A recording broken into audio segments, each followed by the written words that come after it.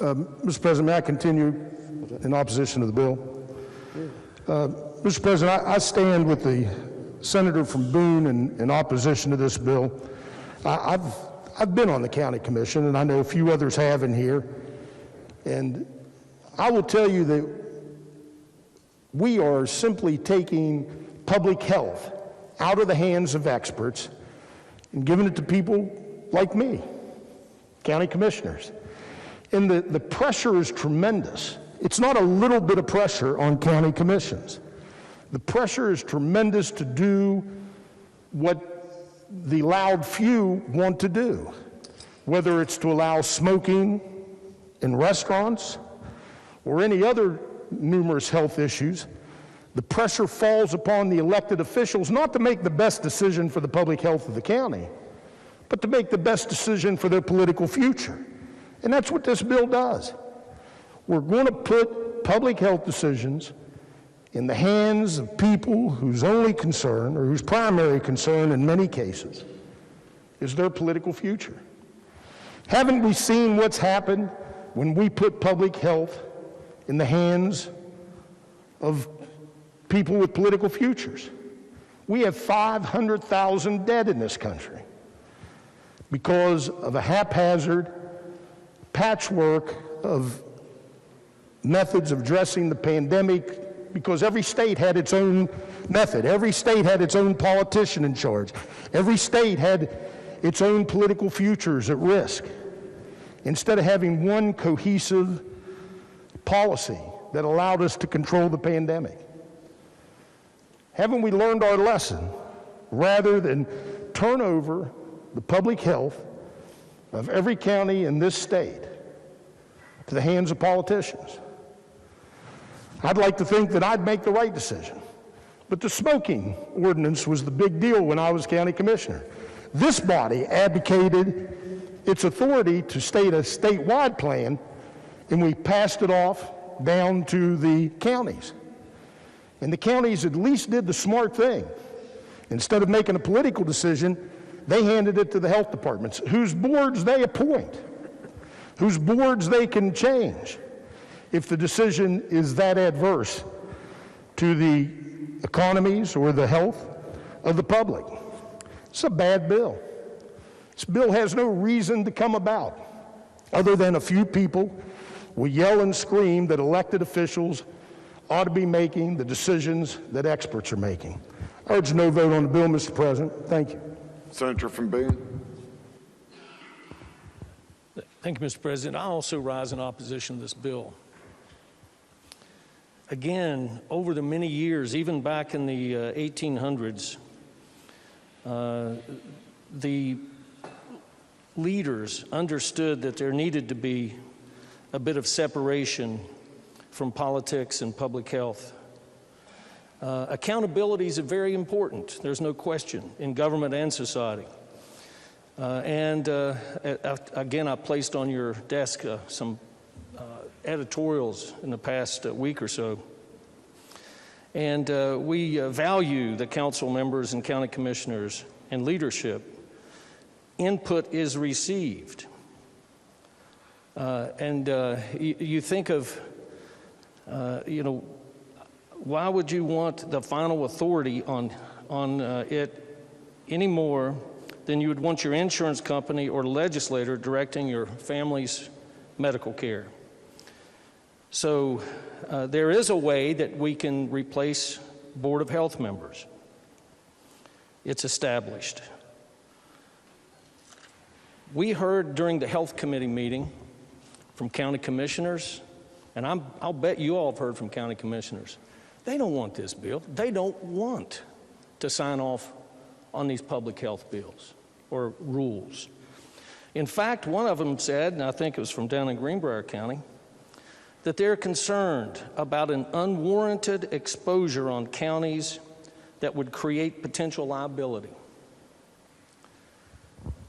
Public health doesn't want this bill. They've been out here working so hard, again with a hand tied behind their back due to funding and lack of resources and lack of manpower.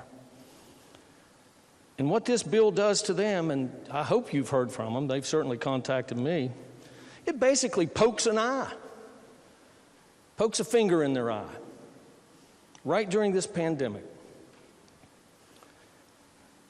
The majority leader and the health chair and I have spoken many times of late, and again to reiterate, we need to look at public health. We need to look at what our resources are, what our geography is, and look at the response to the pandemic and come up with, based on some other studies that we've had, listen to the public health people, and whatever we decide after we look at what we did right in this pandemic, what we could have done better, what we did wrong, and we could come up with this. We could come up with a, and again, we haven't used the interim process lately, but this is certainly that high-level issue that needs to be studied. And again, not just to study it, but to study it to fix it, to put some accountability in there if we need some accountability. But again, in the 80s, the West Virginia founders, structuring our public health system, thought through this. They made county commissions and city councils responsible for appointing the board of health members, so policy could be grounded in scientific principle, expert guidance, and public input. They gave those boards, not county commissions or city councils, the authority to establish health ordinances for the common good. The American Heart Association, the American Lung Association, they're very concerned about undoing what clean indoor air regulations that we do have.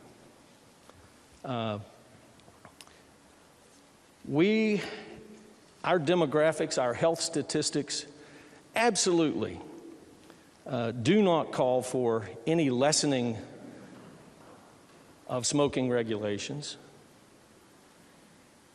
Certainly, the pandemic, you know, the people that were more apt to die were the people that had terrible lung disease. Kids are vaping at 57% in some counties. Public health workers are working so hard. We stick a finger in their eye. What if they decide to say, hey, I'm one of 3 people in this county? One of 3 people. And you know what? I'm at retirement age. I'm done. Guess what we do? We try to go in there, then hire someone. You know what the starting salary for a public health nurse is in West Virginia? $31,000, right at the minimum wage. We can't hire somebody. The people that have a calling. Now the counties can pay them more. I look at my once proud Boone County that used to ship $80–90 million a year to this body to appropriate in the form of coal severance tax. The county's budget has gone from about $21 million to just over $4 million. I don't think Boone County can pay any extra stipend for a public health nurse who's tired of being poked in the eye. This is a bad bill. It's an anti-health, anti-public health bill. The Osteopathic Medical Association's against it.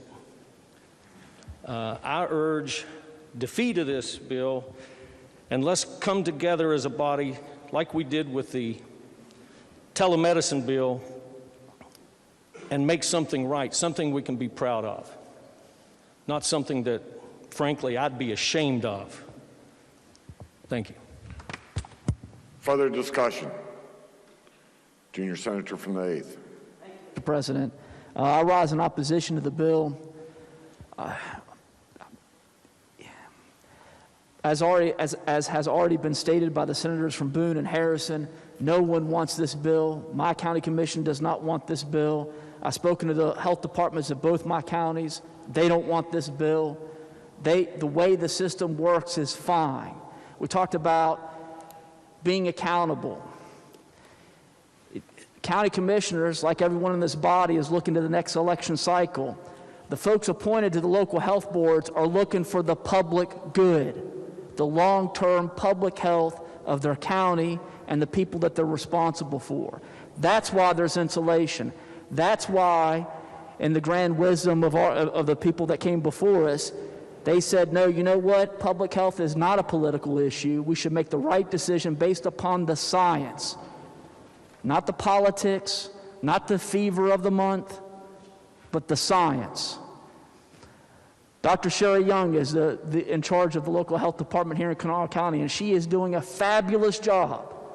She's been recognized by just about every media outlet in the country. She can do that. She's done a good job because she has the ability to do so, because she decides as a healthcare provider what's best for the county when it comes to rolling out the vaccinations. She doesn't need Richard Lindsay looking over her shoulder, or Kent Carper, the county commissioner, looking over her shoulder and telling her, well, you can't do that. And I can't, for the life of me, figure out why we're in the midst of a pandemic and we're standing here debating a bill that would only handcuff our local health departments. What we should be talking about is how to support them, what resources we can put towards them. Everyone agrees they're underfunded, they're undermanned. Not just for the crisis that we're dealing with now, but the many healthcare issues we have in this state, whether it's COPD, congestive heart failure, diabetes, on down the list.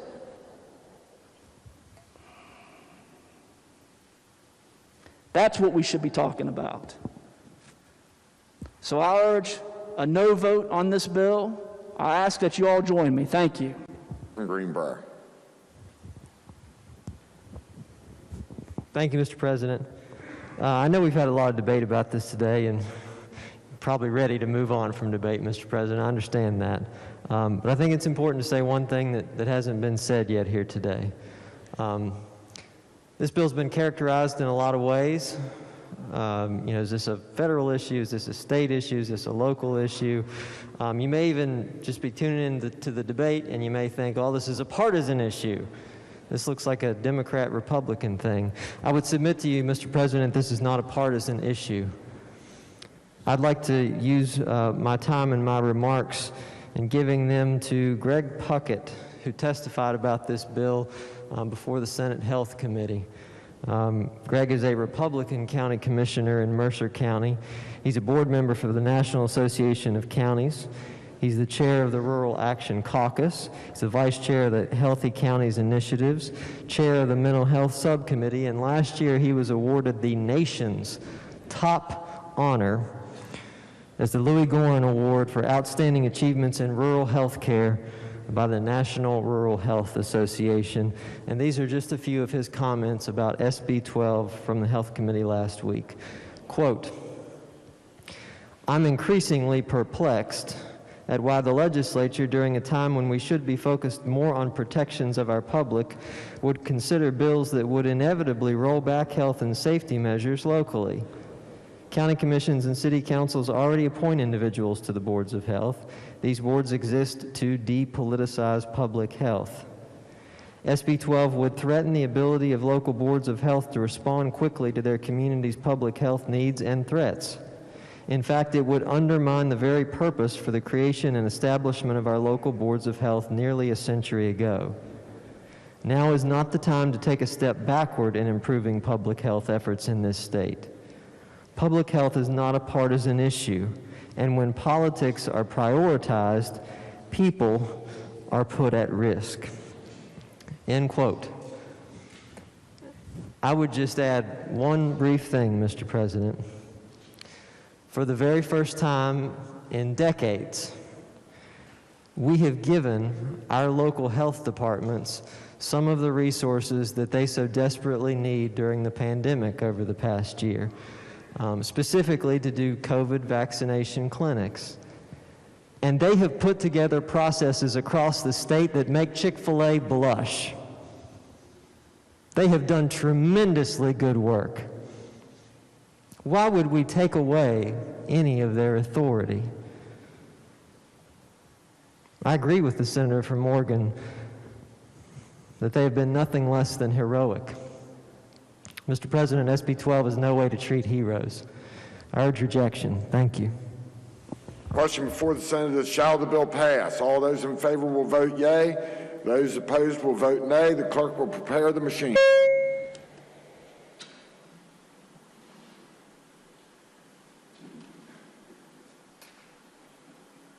Has every member voted? Has every member voted? If so, the clerk will close the machine and ascertain the results. On this question, 21 yeas, 13 nays, 0 absent and not voting. More than a majority of those present having voted in the affirmative. I declare the bill passed. The clerk